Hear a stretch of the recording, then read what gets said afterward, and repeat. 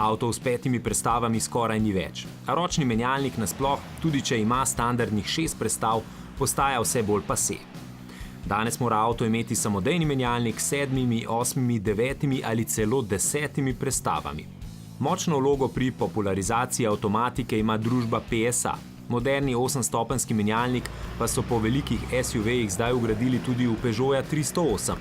Preizkusili smo ga v različici GT, ki predstavlja tip športnega avta, ki si ga lahko privošči marsikdo. Za razliko od podivjanega GTI-ja lahko GT-ja označimo za športnika za vsak dan. S tem mislimo, da stroški zanj ne bodo preveč zrasli. Hkrati pa tudi potovanja ne bodo muka, niti tista družinska, še posebej, če vzamete GT-ja s 600-litrskim prtljažnikom.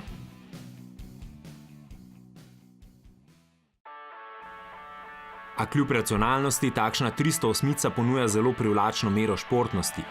Ovinki so lahko zelo živaški, sploh zaradi športno majhnega volana, pa tudi zaradi visoko nameščenih merilnikov, ki s tako zasnovo odpravljajo potrebo po projiciranju podatkov na vetrobransko steklo. Se pa po drugi strani nikakor ne moremo navaditi na to, da vrtljaji na merilniku naraščajo v nasprotni smeri ure. Še bolj pa smo pričakovali, da bodo Francozi v tokratno prenovo sredinski kokpit oblikovali po zgledu pohvaljenega 3008. Toda ne, tudi po tej zadnji prenovi je zaslon na dotik prezapleteno urejen in preslabo občutljiv in manjkajo stikala, ki bi poenostavila upravljanje. Očitno bi takšna prenova zahtevala preveč stroškov.